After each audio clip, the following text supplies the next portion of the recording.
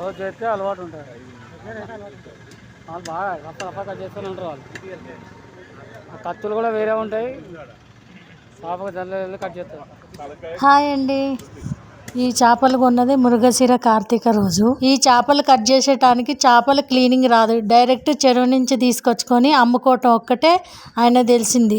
మా హస్బెండ్ చెప్తున్నాడు, ఆ చేపలు కట్ చేయడానికి పాపం చాలా కష్టపడ్డాడంట. అతను గిరాకున్నప్పుడే గిరాకు చేసుకోవాలని ఆయన చేసిన ప్రయత్నం.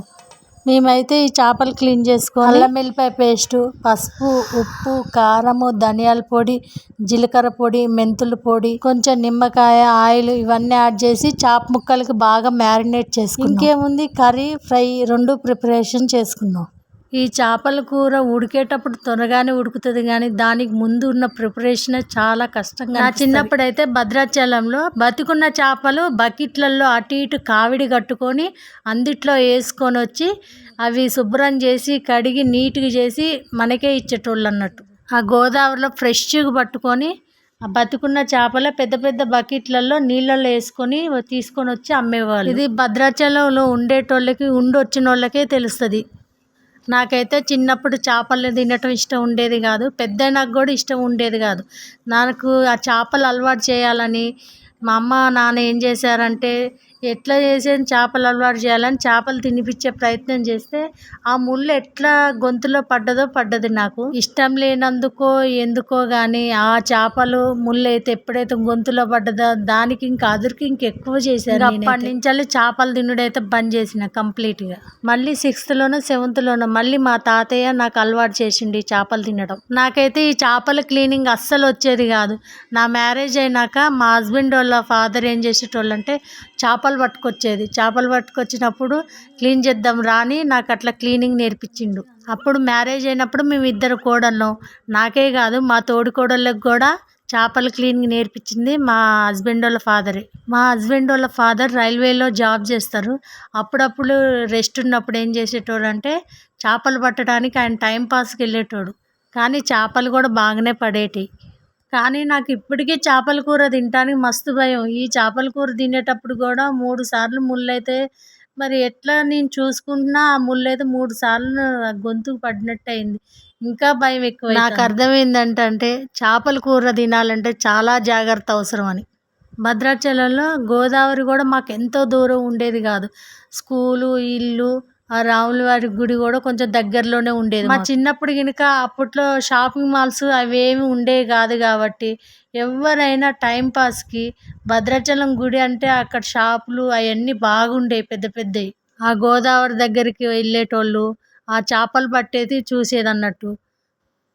కనీసం మేమైతే వారం 10 రోజులకు 2 సార్లు అయినా ఖచ్చితంగా వెళ్ళేటోళ్ళం.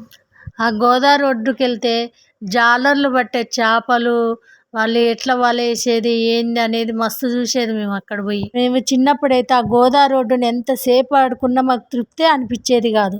మేమే కాదు, ఒక 4-5 ఫ్యామిలీలు కలిసేసి వెళ్ళేటోళ్ళం అన్నట్టు. చిన్నప్పుడు వాళ్ళు మేము ఆడుకోవటమే టైం సరిపోకపోయేది మాకు. చీకటైనా రాబుద్ది అయ్యేది కాదు. చీకటైనాక ఆ షాపులు ఉంటాయి కదా, ఆ షాపులే లైట్ వెలుతురికి ఆ వస్తువులు బొమ్మలు అవి చూసుకుంటే ఇంకా అసలుకే రాబుద్ది అయ్యేది కాదు. పగలంతా గోదావరి అందము, నైట్ వచ్చేటప్పుడేమో ఆ లైట్ వెలుతురికి ఆ షాపులు ఆ దుకాణాలకి అందం వేరే ఉండేది. మాకైతే గోదావరి వచ్చినప్పుడు స్కూళ్ళకైతే హాలిడేస్ ఇచ్చేటోళ్ళు. మేము చదువుకున్న స్కూల్ ఉన్న ఏరియాలోకి, మేము ఉంటున్న ఇంటి ఏరియాలోకి ఎప్పుడు గోదావరి రాలేదు. అయితే మా ఇంటి ఓనర్ ఒక అమ్మమ్మ ఉండేది.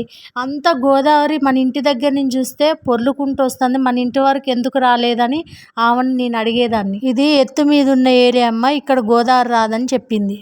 కానీ ఇంటి దగ్గరుండి చూస్తూ ఉంటే తెల్లగా ఇట్లా గోదావరి ఇట్లా పొర్లుకుంటూ వచ్చినట్టు మాత్రం మాకైతే అవుపడింది.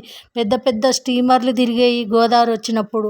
ఈ గోదావరి వచ్చినప్పుడే ఆ గోదావరికి పెద్ద పెద్ద స్టీమర్లు వచ్చాయి అన్నట్టు. మా ఇంటి దగ్గరికి తెలిసిన వాళ్ళు కూడా వాళ్ళ కొన్ని ఏమన్నా విలువైన సామాన్లు ఏమన్నా ఉంటే ఆ గోదావరి వచ్చి వెళ్ళిపోయే వరకు కూడా మా ఇంట్లోనే వచ్చి ఉండేవాళ్ళు కొంతమంది. అట్లా మేమనే కాదు, చాలామంది కూడా వరద వచ్చి వెళ్ళే వరకు పై ఎత్తున వచ్చి వేరే ఇళ్ళల్లో ఉండేవాళ్ళు. కొంతమంది స్కూళ్ళల్లో కూడా ఉండేవాళ్ళు. నేను ఎందుకు ఇవన్నీ చెప్తున్నా అంటే చిన్నప్పుడు ఒక మెమరీస్ అనేవి ఉంటాయి కదా, ఆ చేపలు అవన్నీ నా కళ్ళతో దగ్గర చిన్నప్పటి నుంచి చూసా కాబట్టి ఈ చేపలు చూసినప్పుడల్లా నాకు ఆ గోదావరి గుర్తుకొస్తుంది. నేను చెప్పినవన్నీ భద్రాచలంలో ఉండొచ్చిన వాళ్ళకి ఎవరికైనా ఈ అనుభవాలు, ఉంటున్న వాళ్ళకి ఉండొచ్చిన వాళ్ళకి ఇవి ఒక అనుభవాలు. ఈ గోదావరి వచ్చినప్పుడు హెలికాప్టర్లు, స్టీమర్లు అస్సలు ఆడావుడి వేరేలాగుంటుంది. ఆ గోదావరి వచ్చి వెళ్ళిపోయిన తర్వాత చూడాలి ఒక్కొక్కళ్ళ బాధలు.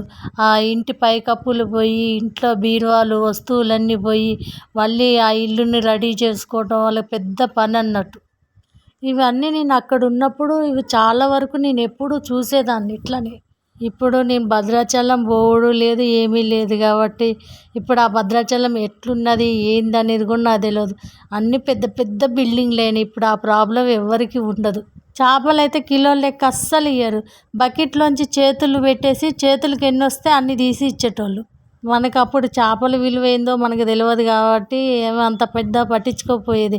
చేపలు ఎగురుతుంటే అవి కదులుతుంటే వాటిని చూసుడు అట్లా సరదా అనిపించేది. కానీ చేపలకి ఇంత విలువ, తింటే ఇంత మంచిదన్న సంగతి నాకు కొంచెం పెద్దగా అయినాక తెలిసింది. ఇంత పెద్ద చేప ఫుల్ ఫిష్ ఫ్రై చేయటం మొదటిసారి.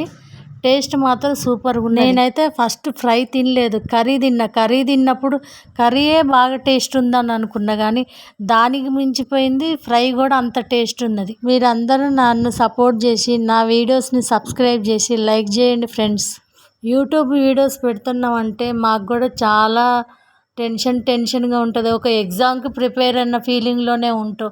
మేము తీసుకొని పెట్టుకున్న వీడియోస్ అయినా నా వీడియోస్ని ఎట్లా ఆదరిస్తారు ఏందనే ఆలోచన మీదనే వీడియోలు తీస్తూ ఉంటాం. నేను చేస్తున్న వీడియోస్ని నా యూట్యూబ్ని కూడా సబ్స్క్రైబ్ చేయండి. నా యూట్యూబ్ పేరు వచ్చేసి జ్యోతి ఈజీ ఫుడ్ అండ్ బ్లాగ్స్. నా వీడియోస్లో ఉత్త ఫుడ్డే కాకుండా వేరే బ్లాగ్స్ కూడా వీలుంటే పెడతా ఉంటా.